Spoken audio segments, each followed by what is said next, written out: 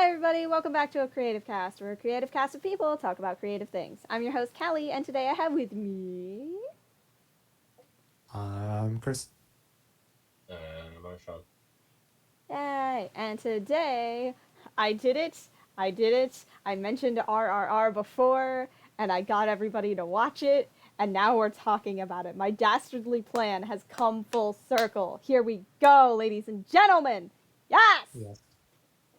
And what a good plan it was. This is my dastardly. This was the plan all along. I saw the movie and I was like, I gotta get them to watch it because if they watch it, then we can talk about it. Yes. It's all I want to do. I am very glad to have watched it. It was a banger. Yeah, it's so good. I mean, Grant, we were drinking while watching it. Yes, we full disclosure. We were definitely inebriated while watching the movie, but frankly, like as somebody who'd seen it a second time, that just made it even better. It was so like the movie was already good, and then it was just so much fun. Yes. Lots of fun. Um, it is a long movie. It is a very long movie. Like I wasn't kidding when I warned you guys ahead of time. I was like, "Hey man, we're going to watch this movie." But it's like a lot. Like we had to set aside an entire like get together just to watch this movie. Yep. But worth it. Freaking Yes. worth it. Well, where would you guys like to start with? Like, I don't know. This is like a review or just like RRR, just fan post. But uh, Just like yeah, I think somewhere in between. Yeah, I was going to say like a review but also like an appreciation because this movie does a lot of cool stuff and I just want to talk about how much I like it for a bit. For longer than I got to last time, essentially. gotcha. Um, yeah. So this movie, I'll start by saying it's the first. I guess you could say the first Bollywood movie that I have seen, and I, from my understanding, um, this movie kind of does what that genre does, but like does it to the extreme, does it to the max. Yes, yeah, no, this is like I wasn't kidding when I said this is Rule of Cool the movie. They take an idea and then they're just like, all right, let's do it in the most over the top, wild way we possibly can. Let's make this like each moment, each scene is gonna be memorable as heck. Yeah, they. I feel like it takes like the core like fundamentals of like good epic storytelling and like just turns it up to 1,000. Yeah. Oh no, we lost Marshaun. Oh gosh. Oh no no. Oh, we Technical. found him. I was trying to hit the unmute button, and it's right next to the end call button. Now that's just poor design. That'll do it. I was going to say that I think epic is a good word. This movie uh, very much feels like a Greek tale in a lot of ways, where like the main characters, main leads, without like spoiling too much. I guess I don't know if this is like a spoilery thing, but the main leads are basically like demigods, and it's really fun to watch them do what they do without much like necessary over explanation per se. They're like the not just the way that the actors play the characters, but the way that the world reacts to the characters and their feats of strength or um, how easily they seem to just be able to I guess, move mountains in the name of what they're trying to do. It's very fun to watch. It feels like like I said, it feels like watching demigods at work. It's very fun to see them in these packages. These packages, no, the presentation of these people, I guess, is what I'm trying to say. Yeah, Yeah. yeah. Yeah, no, like I feel like what's it called? I feel like for um a lot of like Western stories and stuff like that, they'll give like a reason for why these people are so like strong and stuff. It's just like no, it doesn't matter why they're strong. It's just they are. They are strong and they are capable and they are so dang cool. Like that's that's all you need to know. We're jamming a lot into this movie. We don't have time to explain that whole nonsense. They just work out a lot and they believe in themselves. That's all you need. Yeah, it's almost like the ridiculous like strength that they have is kind of like a symbol of like their story, like their inner story. Yeah, yeah. I definitely think you could draw that comparison that like that it's very much contingent upon that because I feel like there are moments in the story like what's it called like when this is gonna be a little spoilery. I'm so sorry. Uh, sorry, not sorry. Go watch the movie. Um, the towards like the middle-ish area when Rom is trying to set it up so that Beam and the little girl from Beam's village can like escape together. There's a moment where he doesn't get stabbed, but he rolls onto a sharp part of a tree and effectively gets stabbed.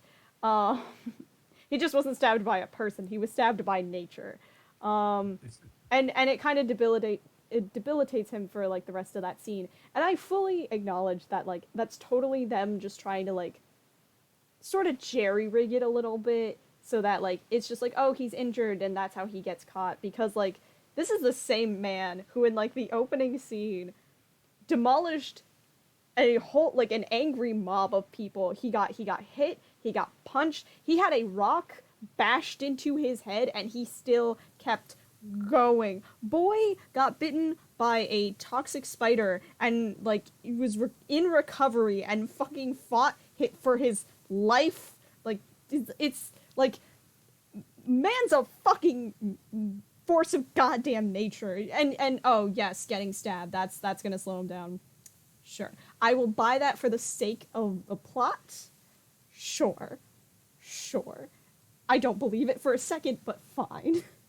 So like Yeah, there's definitely a suspension of disbelief as to like what is actually hindering the characters and what isn't. but I feel like that also kind of like you like in that same vein of like oh it's about his force of will and stuff like that. That was also kind of like part of the movie where he was a bit downtrodden, very sad about betraying his best friend. So I could also buy that like part like in that same vein of like oh their power comes from their belief. Like his faith was wavering and he was trying to just like protect his friend. So I could believe that that like that kind of played into it a little bit. But practically speaking, yeah, it's that was a moment where I was just like, okay, sure, whatever you say, pal. I'm just here for the good vibes, and I am trusting that this movie will deliver. Yes.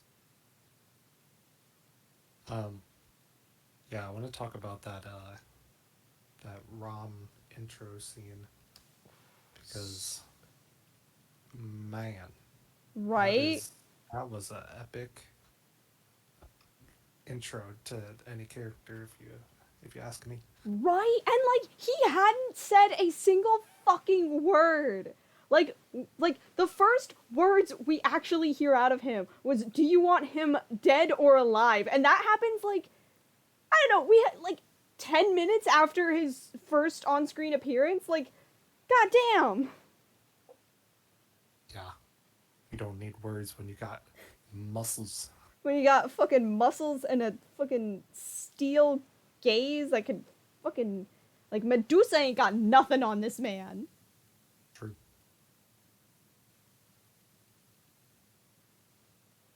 Yeah. Rom's intro scene is fucking baller. 10 out of 10. Yeah. Like, obviously, no human would be able to actually fight through a crowd of thousands to arrest a single man. Right. But But for the sake of the story and building his character, he did that.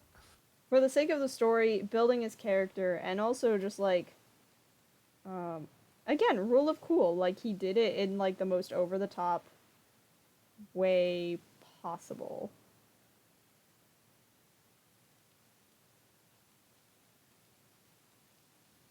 Yeah. And it was cool, I think, how they like they did that whole scene, and then I think immediately after that they had Beam's intro. Like, it was like, I didn't realize this when watching it the first time, but like it was almost like back to back, like these huge sequences of like character intro. Yeah, I think you're right. Yeah, I think they do happen like back to back, which is good. Like, they were introducing the two main characters in like the most bombastic way possible. I mean, like, Beams also had, like, if that was Rom's intro, like, Beams had to like be at least just as good, if not better. Like, he had to, like, there was a bar that was set for the audience, and they had to deliver. And I think they did, because the showdown with the tiger was pretty sick. Yes.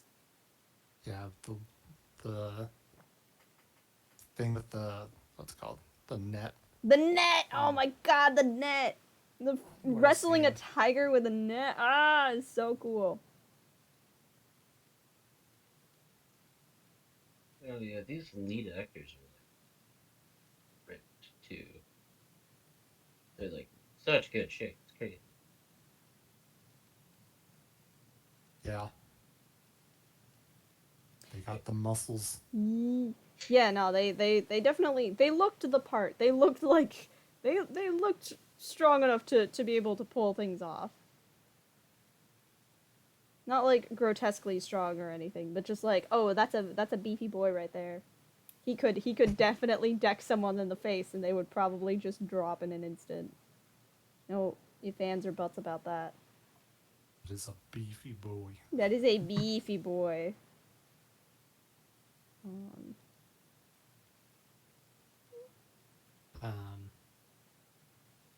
Yeah. They, the another part of their like appearance that I just like love is like all the costumes and stuff.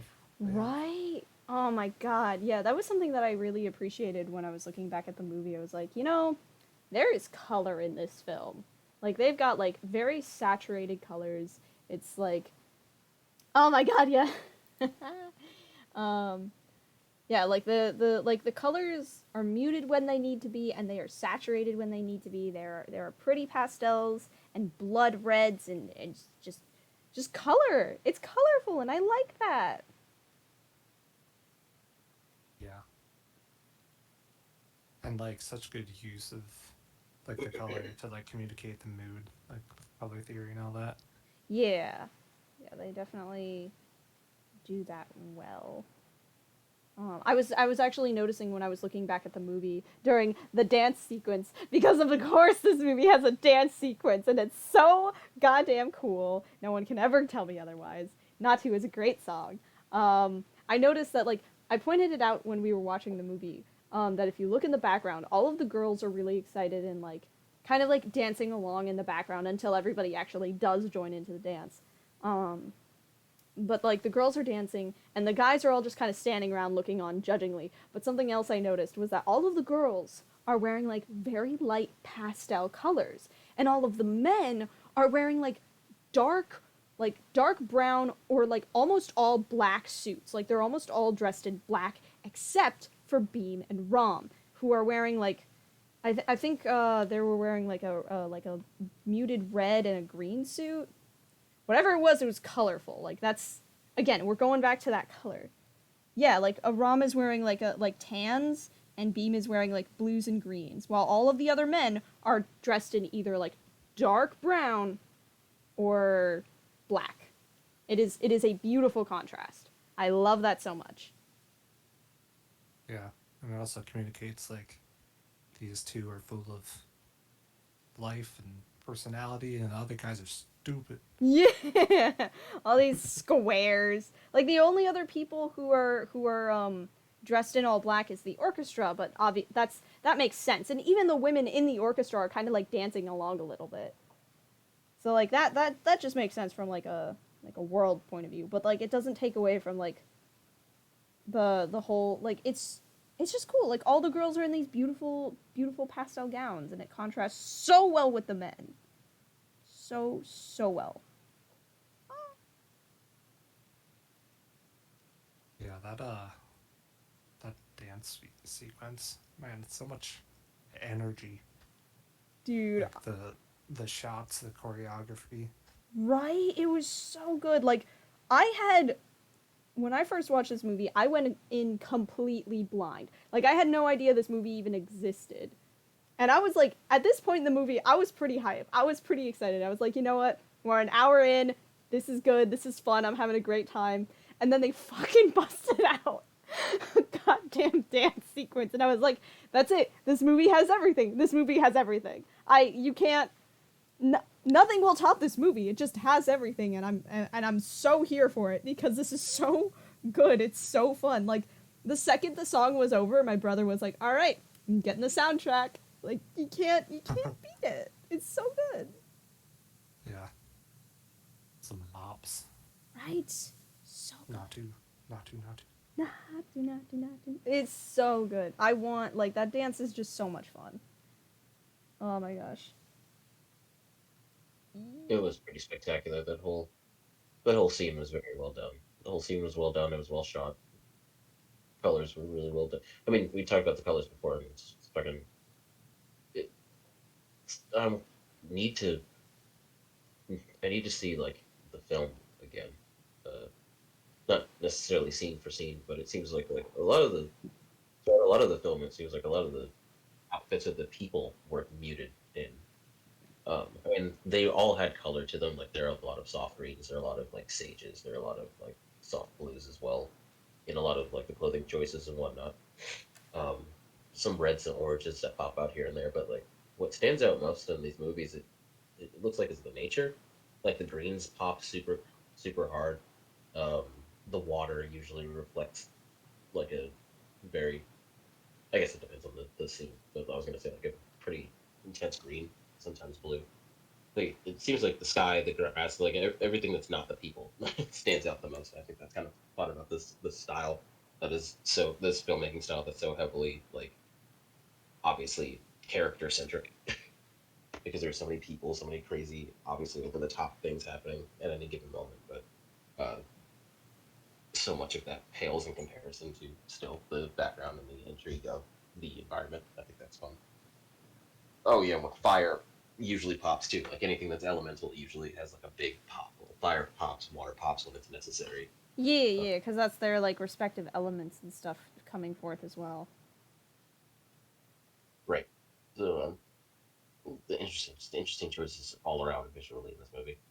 Yeah. I'm like, I have the movie open in front of me, so I'm like just clicking through random parts to like just look at stuff and observe things, and I'm noticing that like, kind of going along with what you're saying, like a lot of the people are wearing like muted colors, and it's funny because like Ram is wearing again like he's mostly wearing like tans and stuff, but he's still standing out because I think his are like a little more saturated. And Beam, surprisingly enough, and actually not surprisingly really, but he's like wearing pure white. Everyone else is wearing like an off-white, but he's wearing like pure white, so he's really standing out in the scenes, and I feel like that also goes along with his character having very pure intentions. Yeah. Like it makes sense. Like color theory. Yeah. It makes sense that Ram is like not wearing pure white ever because he's kind of got like he's got secrets. He's got secrets. and they are no fun, but he's not ready to share with everyone.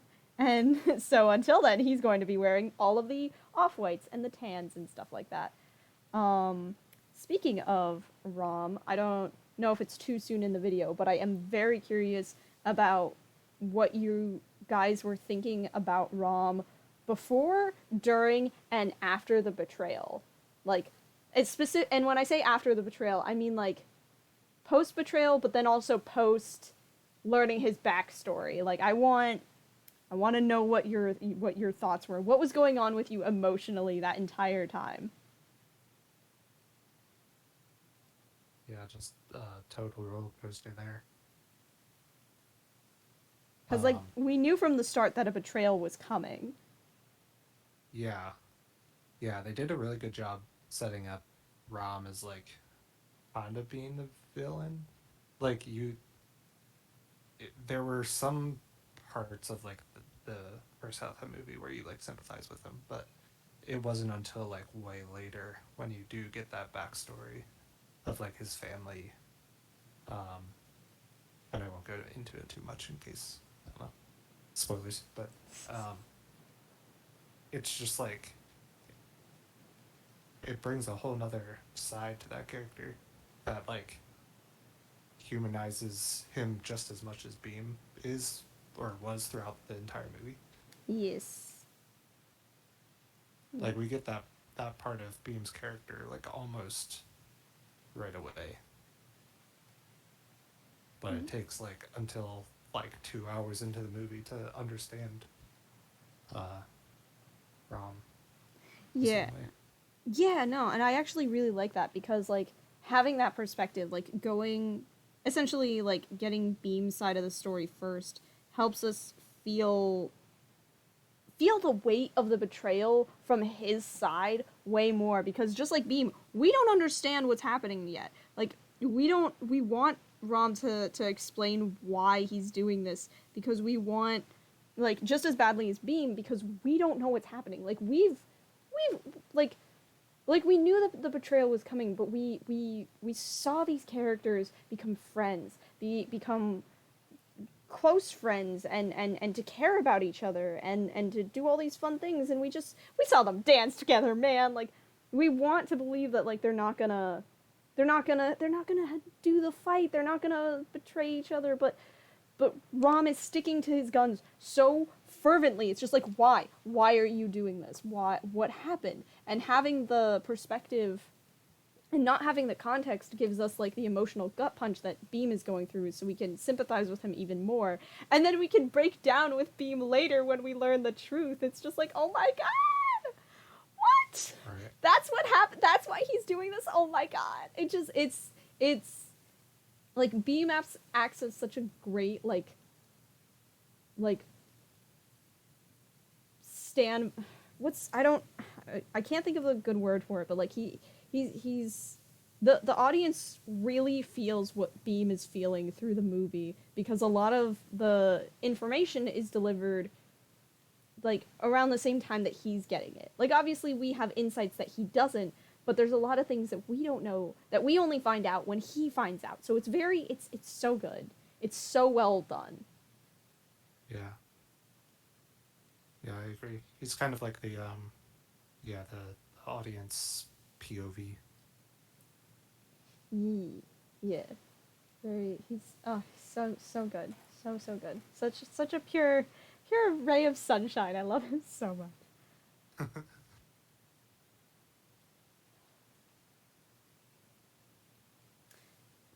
Do we want to talk about their montage together? Which part? You know which one. Oh, their friendship montage. Do we want to talk about the friendship montage? Quote unquote bunny ears friendship montage. Actually, before we move on from that, Marshaun, did you have anything to say about your thoughts before, during, and after the betrayal? I'm gonna say that I don't really remember too many specific plot beats right now. I mean, it was a while ago, but I liked Rom's character from the beginning, just because of the imposing nature of him. Um, so there was no point during the film that I was just like, I don't trust this guy. I was just like, I don't care what his motives are, I just like him. And that was just me from the beginning. But learning about his like backstory and everything in the middle, after, you know, you're kind of just like, come on, man. Like I want you to be a good guy, but you're giving me a whole lot of bad guy vibes. I'm gonna need you to I'm gonna need you to figure this out. And then you get the backstory, and you're like, oh, now I get it. Now it's okay. It's justified. It's okay that you were a bad guy for a while. It's okay. I like Rob from beginning, middle to end. There was no point where I didn't like it. He looked too good at that wedding. He looked too good taking out a crowd of 3,000 dudes. He looked too good uh, throwing that flag at Beam so he didn't burn when they got the kid under the bridge. It's just too many good scenes. Ram is just the perfect narrative character. No, Can't not like. Yeah. no, I can definitely agree with that. And I think they definitely did that a little on purpose, like obviously, but also subtly, like him just like being good at fucking everything he does, just being amazing, like the way that he like just being good at everything he does. If it like what's that called? During the dance sequence, when it comes down to just the two of them dancing at like facing off against each other, all of the girls are cheering on Rom, and it's just like, oh, of course they're cheering him on. He's like, he's perfect. Why would? Oh my God, Mary! She did it. She climbed into my office. Mary, no, wait, please. I just painted my nails. Mary, you can't do this. Um, Attack of podcast. the Cat. Uh, podcast on pause. Everybody, hang on. I got a cat in my office that crawled Oh, in from the ceiling, and I just painted my nails, so I can't move her. I guess she's just here now. Get out, Mary. Mary wanted to Marshaun talk has about the movie. he has entered the office. There might Don't be. lay on the carpet. Don't lay on the carpet like a cute little baby. I'm not gonna pet you. It's time to leave.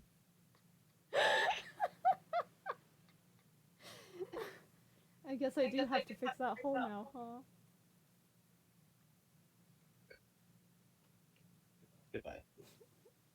This intermission brought to you by Mary. Oh, It's funny, kitties. the cats have looked through that hole many times into my office, but none of them ever had the guts to actually jump. Wow. I did okay. I guess I need to do something about that now. Nah. Let Okay, Mary have a little cat door. It's okay. that's She just wants to say hi. it would have been fine, but like I said, I just painted my nails, so if she tried to jump somewhere she's not supposed to, I can't stop her without getting nail polish on her, and that feels like it's going to be a nightmare to get off. But it's little Mary. But like Mary can't eat nail polish, Marshawn. That's not going to end well. No, she can't eat me. Do that. Anyway, back to the movie. Um yeah, Rom is like Mr. Perfect Boy, cool guy. Tragic backstory, Broham. Gosh, his backstory, that whole scene, uh epic. so good. Stabbing in the heart.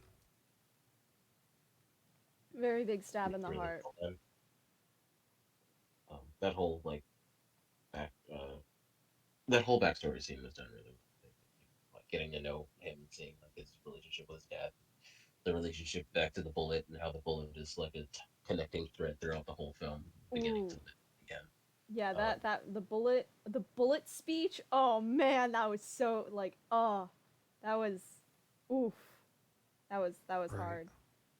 I feel like this movie never really misses an opportunity to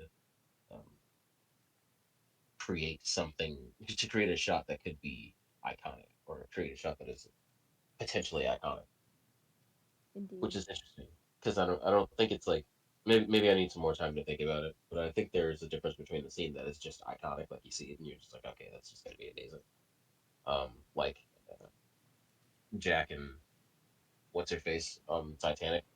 Um, but I feel like this movie just has so many good visuals, so many good, strong, striking scenes. From Rom leaning on Beam in the suits at the wedding at the dance at the wedding to like the whip crack scene with again Beam wrapped in a spiked thorn whip, and like there's just so many good visual moments um that not just work visually, but they're like the visual moments that tie to very strong narrative points in the film. And there's just so many strong narrative points in the film. And what happened in this like backstory specifically was just like the line of like what was it like draw aim shoot or something, or reload aim shoot or whatever. Load, aim, shoot. Yeah, load, aim, shoot. Oh, god damn, that was so good.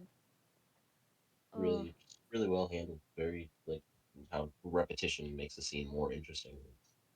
The way that it was utilized um, as a chant, and then kind of like a as a war cry towards the end, or even like a war whimper in certain cases. I think it just the actors handled it well. It was written well. Just the backstory scene was very good. agreed, agreed. It Yeah. was handled very well. Um, I had another question and then I lost it. No. No. I'm gonna blame Mary. Mary, the disruptor of podcasts, She the really is. ruiner. No thoughts, head Mary. Uh, Hey, what better podcast to have a intermission than the movie that has a intermission? yeah, you're not wrong. Yeah, Mary knew her job. Mary knew. Mary understood the assignment, and I can appreciate that. Um, Yeah. hmm. um, yeah, Rom's whole shtick is handled very well. Yeah, Um, I on Marshawn's note, uh, when you were saying that last part about like um every shot is like made to be epic. Like the main thing I think about with this movie is like, or like the thing that sticks in my mind is like everything has intent. Like every camera angle, every color choice, every shot framing, like all parts of it like culminate, and there's nothing that's just like filler. Hmm. Interesting. that's yeah, You felt that's like a 3 hour long, and this is a genuine question. Did you feel like this 3 hour long movie had no filler in it at all? Well, no, but so much of it was intentional. Hmm. like even the filler was so intentional that you'd feel like you'd lose something if you didn't see it. Yeah. I can get that, cause like the friendship montage, um, big air quotes around friends, um, is so long. It is so incredibly long, but it's also like I don't know. It's sweet. It's fun. It's lighthearted, and like I don't know. After someone like know it like after seeing the movie for like a second, or because I've seen the movie once before, I was just kind of like, you know what? I'm actually a little more okay with all these fluffy bits because I know it's about to get real fucking dark. I know the angst is coming. Let me have the. I know the hurt is coming. Let me have the comfort. Let me have the comfort before the hurt. I think I brought this up before in to you guys in conversation about like Stephen King's It, like the first, not the first one from the '90s, but like the first remake. And I really like that movie a lot because it used like soft, quiet moments and comedy to kind of make you forget you're watching a horror movie. And I feel like RRR has a sense of kind of doing that with like the soft. playful moments. There's a lot of humanity in the movie, like a lot of moments of just kind of like watching people exist in their world, dealing with oppression, definitely, but then also like making light and finding time to enjoy life. And just moments to like meet characters. Uh, and I feel like those moments, because this movie is so gosh damn long, it's I said gosh damn, wow. Um, the, because this movie is so long, it feels like those moments of like quiet respite go on long enough that you almost forget you're watching an action movie. So while you're enjoying something like good story, like a good dance move or a good dance moment or something like good character interaction, then something explodes and then you're fighting tigers and people are flying around. And you're just like, oh my god, that's right. Yeah. I feel like that contrast kind of really helps elevate those moments, those moments of action and chaos, because I mean, what better way to show off um red than to pair it with its complementary color green? Like it just makes sense. Having contrast can really help elevate certain things, and I feel like this movie handles that very well. But at the same point, like I don't want to say that the movie ever gets like particularly boring in those soft moments either. Like it still keeps its energy while changing tones, which You is you can't have a hard to movie where a avoid. guy throws a leopard at another guy and call it boring. Like that's just not. I'm particularly interested in when Rob picked up a solid stone, like what was it, a brazier of some sort, just like a flaming brazier made of stone, and he picked it up and punched the tiger in the face, laid it out, and then just kept walking. Like, if I'm not mistaken, on average, tigers are like 400, 600 pounds, somewhere in that ballpark. That's crazy.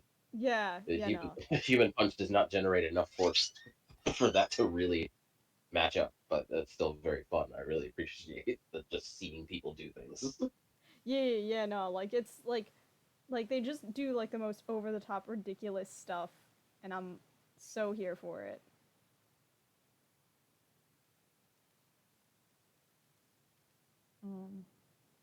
What's it called? Um, and like kind of circling back into that like what you were saying, Chris.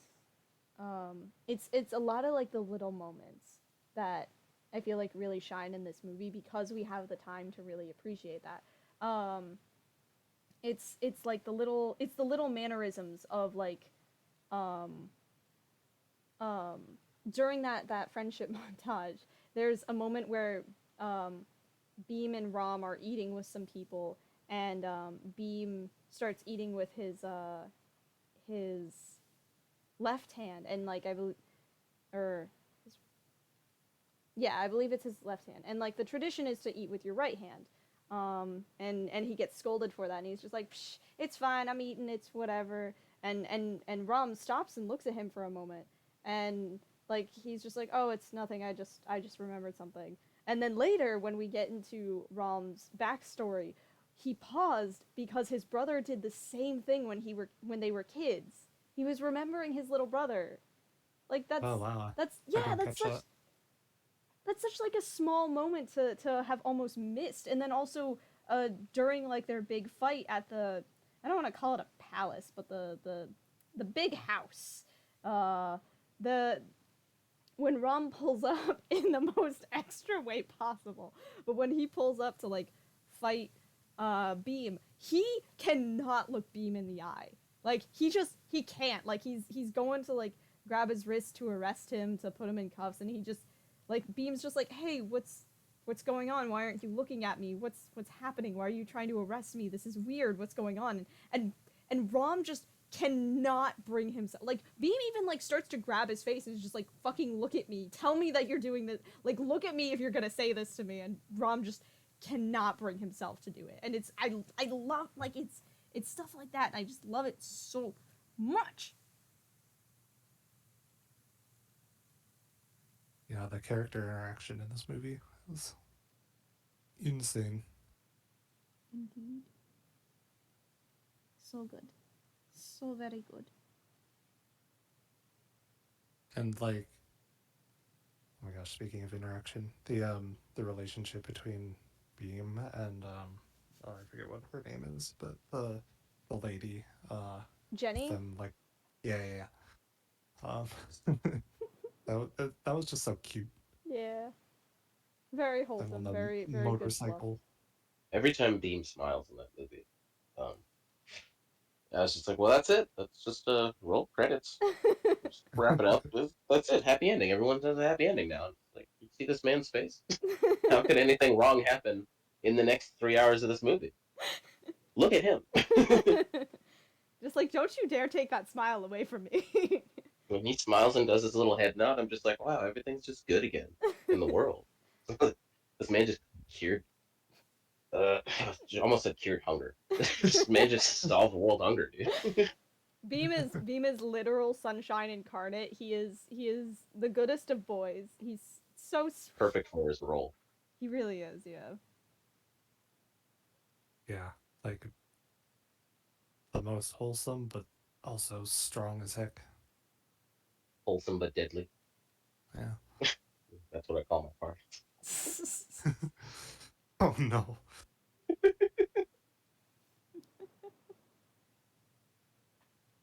Oh my god. He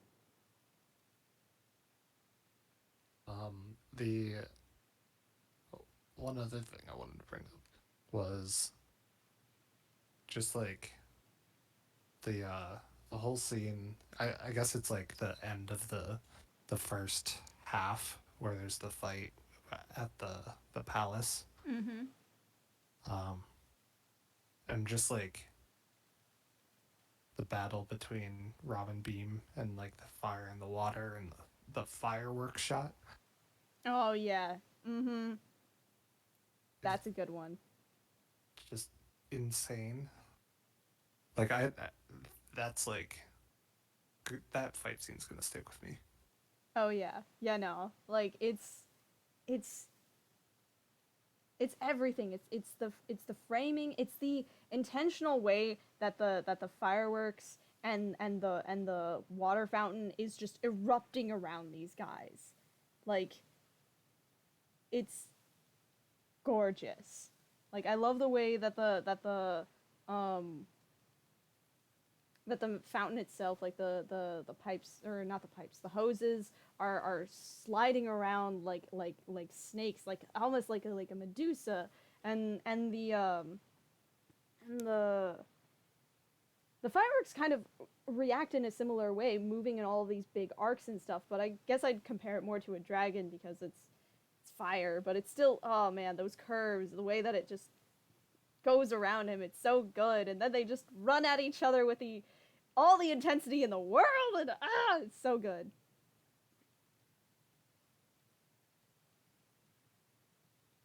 Let's test. Question mark, question mark. The I had to switch mics.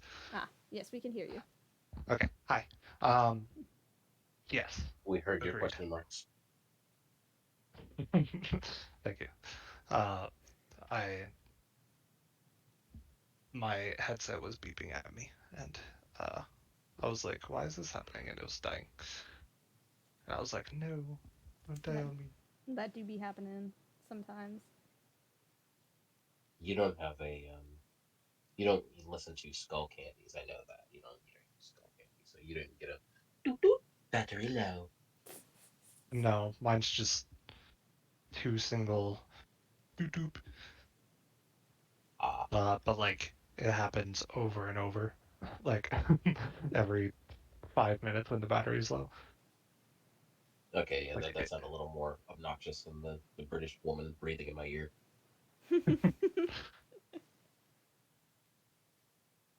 Yeah. but yeah, back to the fight scene. Uh, I wanted to briefly mention the technical, like VFX, and just like shout out some moments. Um, one, the all the animals in that scene, crazy. Yeah, Uh, yeah. They all the animals in like the fight scene and In the the palace scene, yeah, Yeah. Yeah, and the and Beam's intro. I mean, that tiger was Oh yeah, of course. for the most part pretty like insanely animated. I mentioned while we were watching it, but the blood that that Beam pours on his head in his introduction, that's a that's a simulation. The liquid Yeah, is not real because it goes right over his eyeball, like, and that Yeah. was yeah, shot, but it's like so clearly not actually on him, but it's still a good shot. Yeah. Yeah, no, like there's I mean, yeah, there's definitely a lot of moments with the CGI where it's just like, okay, that's CGI, but like I don't know if it's because I just don't care or if it's just that like don't get me wrong. I will always appreciate a grand spectacle with CGI and I will always appreciate the advancements in it and the amazing films and stuff that we have got out of it. Um, Like I remember that was kind of an argument for a long time. It was just like, oh, the CGI is so distracting. There's too much CGI in the movie. I can't get into it because of it. Um, but then I feel like I've almost been like spoiled by like movies that have amazing CGI, but the rest of the movie kind of sucks. So like the yeah, CGI is like I'm a visual person, so I still appreciate it, but it's just kind of like, dang, this feels very hollow. It's like a hollow chocolate bunny. It's just like, well, this is great, but God, it would have been nice if there was more. Um, and this movie is just so good and so unapologetically good that I just really don't care. I don't care that I can tell the animals are fake. I don't care that the characters are moving weirdly because obviously that's a CG person, but like I don't care because even though I can tell it's CG, it still looks cool and I'm still okay with that. It's not like crazy things are already happening in this movie. Like real like of course that's not a real person. None of this is real. This is all very over the top and over dramatic. So like I'm not here for realism. I'm here for cool, you know? yeah.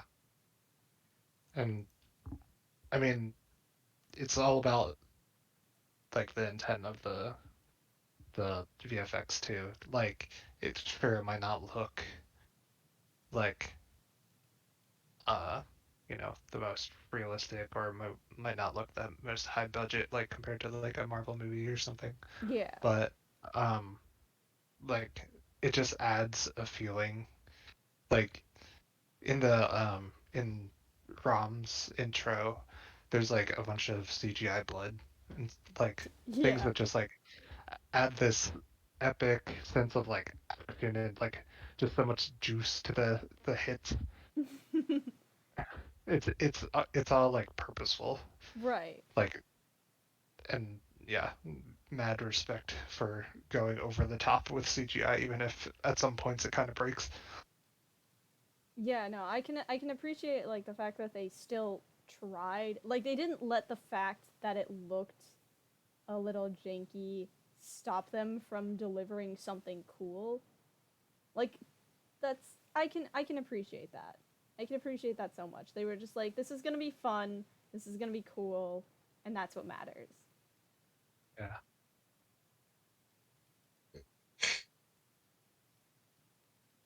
Marshawn, would do you have any specific thoughts with like the CG usage in the movie? Mm, Let me. I was when we started the video, I was rewatching some key scenes, like again, like the bridge scene where Rom and Beam met for the first time to save the kid. Like that Oh was God, very what good an to me. iconic moment. Um, what I want to do is kind of sit here and break down the differences between the practical effects and the digital ones because there's a lot of practical effects in this movie too. That But is true, yeah. some of them, some of the practical effects are so well done they seem digital in certain cases. To be perfectly honest, I'm curious about the train exploding under the bridge in that scene, in that whole first scene, or in the scene I was just talking about.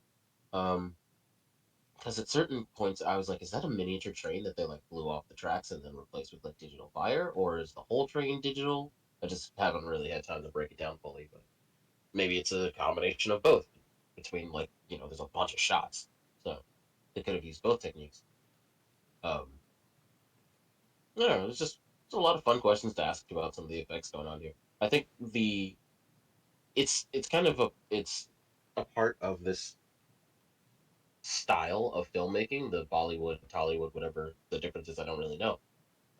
But to have like very over the top visual effects, like they know that it's over the top. They know what it looks like. I think that the animators and uh, filmmakers there are doing a good job to do the best they can with whatever budgets they have. But at the same point, I think they also enjoy that that over the top look. I feel like that's very much kind of ingrained into the culture at this point, um, where that's kind of how they express themselves. That's how they use their tools to show how they see the world. And it's a little different for us, definitely. It's a little different. It's a little hokey, but I think it if you can get over that, um, and kind of just enjoy the things that are happening for the fact of them happening and just enjoy the story like we have, I feel like I think you enjoy it a lot more than just pointing out things that aren't super polished in the visual department.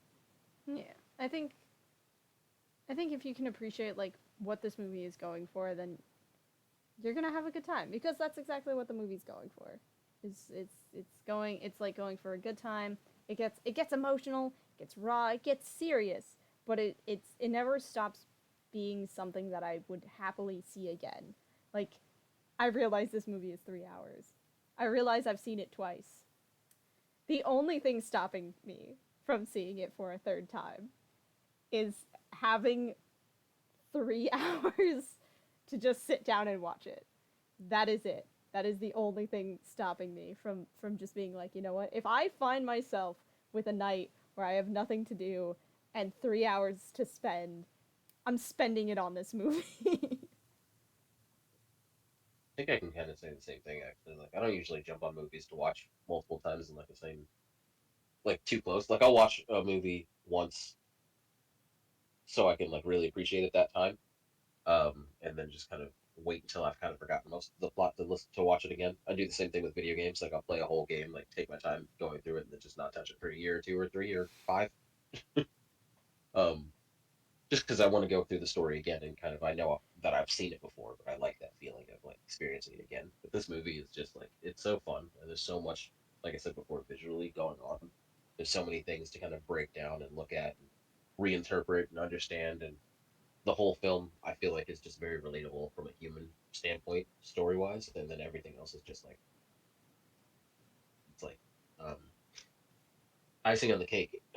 The visuals, the comedy, the music, like all of it is just like a bonus. So overall, like the story is just easy to connect with. So I would sit there and watch this movie a bunch of times as well, or at least just like keep it on in the background for 3 hours and work with it on in the background. Like this is just good stuff visually and story wise is going on Yeah. narratively.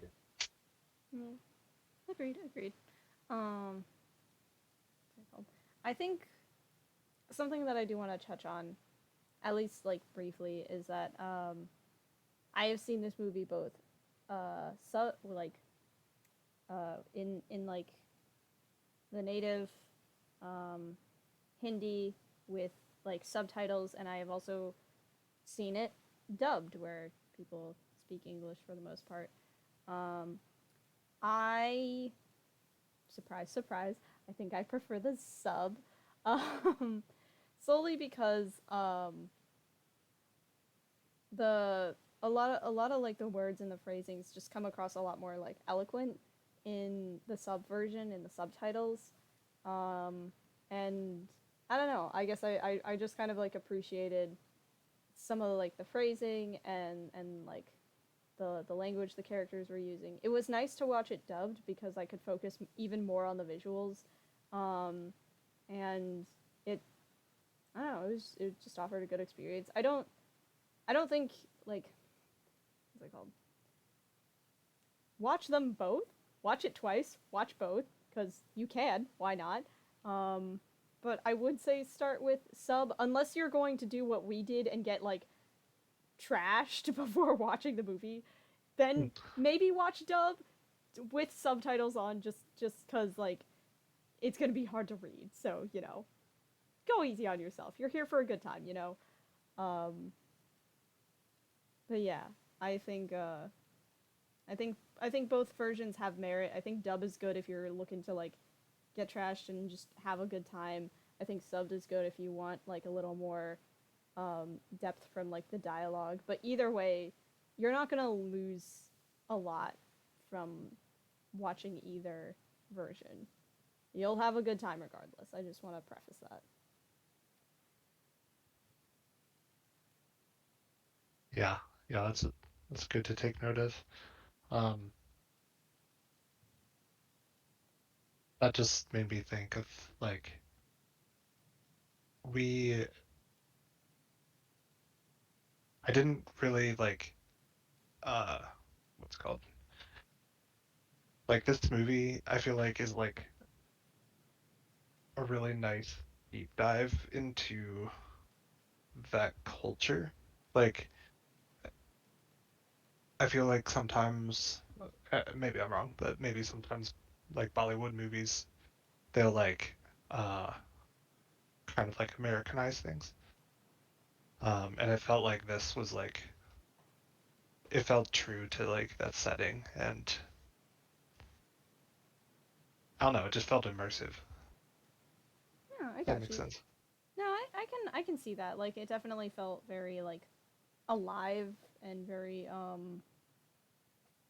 like I said when we were looking before we started the podcast, we were looking at some of the concept art, and something I really liked was they would show off like a picture of the set, and then like the concept art, like, and in the concept art they took the what the setting was, and then they drew in the life around it. They drew in like the furniture or the people, and I loved how much life they just shoved into each of those frames. Like there's always somebody walking around in the background. There's always something going on. There are always people doing things. The world feels alive, and I love that. Yeah, yeah, like the world building in these scenes, like especially like the scenes where they're like in the city, and like there was that moment where Ram was chasing the guy through the city. It just like felt so like yeah, so flourishing and had so much depth to it. Yeah. Um, I guess something that also like kind of leans to that um is like towards the end of the movie. There's like, and this is featured in the concept art that we were looking at too, but there's like the portraits of uh the heroes. Oh yeah, yeah. Um, Like important. I don't know like who all of them are. But y- I'm guessing from context that they're all like very important to Indian history. yeah, I think they're like historical figures. Um, I don't know. It's just super cool, and like I don't know. It felt like a tribute to like the the country and the culture, and almost like a thesis statement for Bollywood. Yeah, it's very cool. It is just important to remember that the film was very much about, well, not necessarily about, but it took place in like the heart of war, wartime, with a lot of segregation, a lot of back and forth, a lot of Yeah, yeah, classism, um,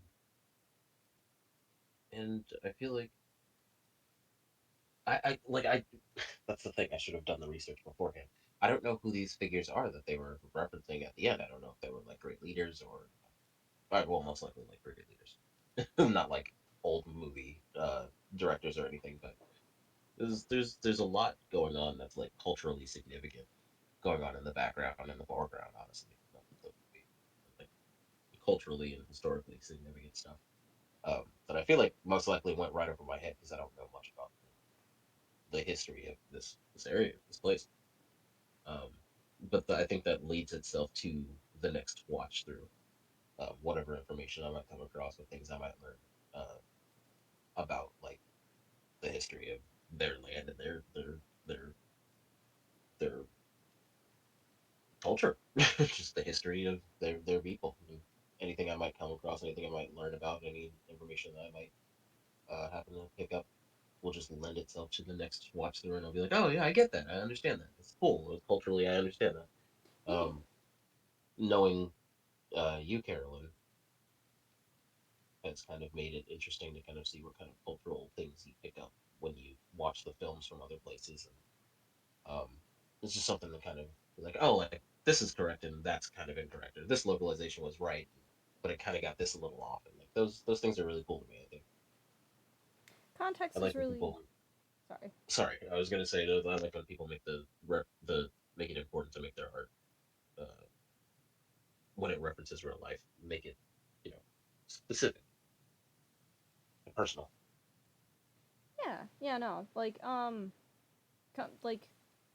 showcasing your culture and your where you come from and what means a lot to you really I feel like gives a lot of depth to art pieces, whether that's film or that's like um, just like a painting, whatever it is. It's nice and having that cultural context. It's just like it can really clue you into certain things, like uh, I'm not using like something from the film as an example, just like blatantly like oh so like um, oh, actually, I know a good example. So in Japanese culture, when you're wearing, I can't, I can't remember if it's a yukata or a kimono, but for one of them, there's a very specific way that you need to fold over the fabric over your chest because one way is like the normal like respectful way. The other way is like the way that the dead would wear it, and that's good to know for two reasons. Like one, that's just good to know. Like so, if you decide to wear that, you can wear it properly. But also, if you're watching like a show or a movie and you notice that there's a character who's wearing it the improper way, you can infer one of two things: either a like it's a mistake on like it's an animation mistake they happen, or it's a specific story element and that character is like dead or possessed and shit's about to go down. So it can be and if you know that, then that's great, that's cool, that's a really nice like piece of foreshadowing. But if you don't know that, then oh well, you just missed the foreshadowing, c'est la vie, you're still gonna get blindsided later, hooray. So having the context can clue you into some really interesting stuff. At least in It my experience, and it's also just worth learning. it kind of rewards the observant. Yeah, I appreciate that. Yeah, I yeah, like when creative work award, awards the observant, the people who are paying that little bit of extra attention. 'Cause sometimes a little bit of attention, let's be honest, it's not really leading it in. Sometimes sometimes you're just making you're making jumping to conclusions in some cases. But in a lot of other cases, like you said, when you know the cultural significance, when you know the significance in general, you kind of see those hints and clues in work, and you can appreciate them beforehand. And it's like a little nod to from the creator, that hey, I appreciate you for paying attention and like seeing these little hints and nods that I take the time to put in. Like I could just make this piece straightforward and just have you understand it from the get go, but having those extra layers is kind of the fun that you can have with your audience, that the little conversation you get to have with the people looking at your pieces, um, whether you actually get to talk to them or not. yeah, yeah, yeah. No, I agree. Like it's like we were saying before. It's those little moments that really mean a lot, and like those little moments of context, like um, whether somebody gets it or even if they don't get it, they can learn. That's kind of the fun part. That could be their introduction to like learning that sort of like oh, what does this mean narratively? Like, what does this do specifically? Like, something that this is a bit of a tangent, but something I found out about recently was that there's a very specific, like, bell noise that's used in music and, like, film and movies and stuff like that, that is meant to symbolize, like, death, like someone is dead or someone is dying. And I didn't realize that until after it was explained in this video essay I was watching. It was OSP's video on the specific scene from Kung Fu Panda 2. It's very good. Go watch it. Um, but the but like after they mentioned that, I started hearing it everywhere. Like I heard it in Cuphead and in the Cuphead show when the boys had like fallen off a cliff and they played that specific bell noise to kind of be like, oh no, they're dead. But then I heard it again in fucking Hamilton. In Hamilton, when he talks about like death or dying, you can hear a bell noise. Like in Hurricane specifically, he's as he's singing the song and it crescendos, you start hearing a bell noise. You hear it first when he talks about the crack in the Liberty Bell, and I always thought like, oh, that's just a fun nod to the Liberty Bell. But now knowing that context, I'm like, oh shoot, they're still playing that bell noise later in the song. This is foreshadowing. This isn't just a nod. This is deliberate. And that was very fun. That was a very fun realization to come to. It adds layers to it. Like I've heard that song so many times and I'm still getting stuff out of it because there's layers to it that I didn't even know were there. That's so cool. Yeah, yeah, it is cool. And now Like, you all know that. yeah, the more you know. The more you know.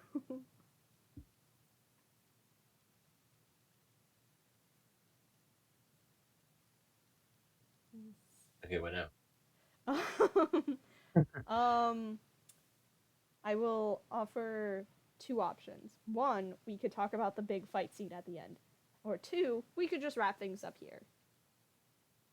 Because we've already talked about the other fight scenes, so I don't know if you guys want to cover that one as well, or if you're just like, if you're just good. I mean, yeah, I don't It's have much else also to say other than it was epic as heck, and go watch it. I yes, don't want to yeah. spoil too much else about the movie. I Not that gotcha. it's It's like also a late, so super. I wasn't sure if you guys were like ready to call it a night. I mean, I think I'm good. Yeah, I'm ready to call it a night. In the sense that, like, obviously, I'm still getting over my cold. I'm still congested as heck. Right, right. Yes. Well, yeah, we didn't spoil everything in the movie. There's a huge, epic, very cool action set piece at the end that I'm probably gonna rewatch after we end this episode. But yeah, RRR, amazing movie. Please go watch it. Please, please, please go watch it. It's so much fun. You Maybe we either can watch talk it by about the. yourself or get drunk and watch it with your friends. Either way, it's gonna be a blast and a half.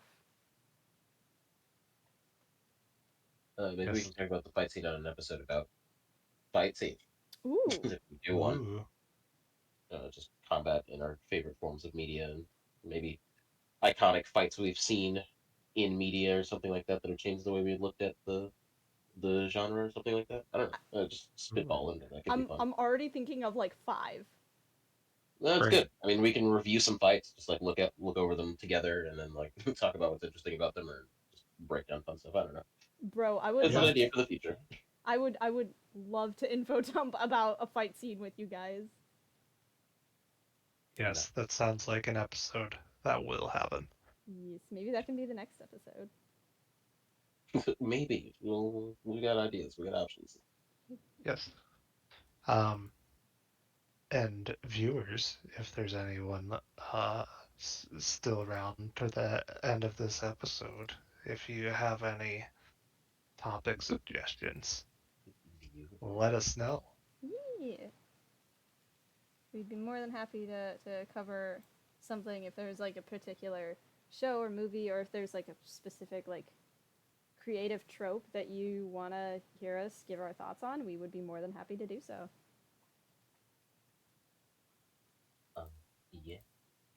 Mary, tell him how you feel. Don't be shy. Come on. Can I get a? Come There you on, go. Mary. You crashed the whole thing earlier. Now you choose to be shy. She's on my desk, just laying in between me and my keyboard. And she said, she said, we got a.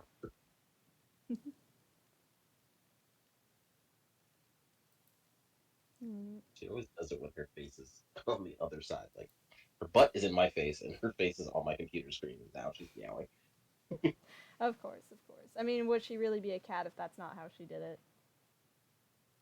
Stop pawing at the computer screen. Okay. Uh, sorry, I derailed things. Oh, she's smacking the face with the tail. All right, I'm muting. I need to talk to this cat. You're good. I I think we're about at the end of the episode. Thank you all so much for tuning in. We will catch you next time. Bye. Bye. Bye.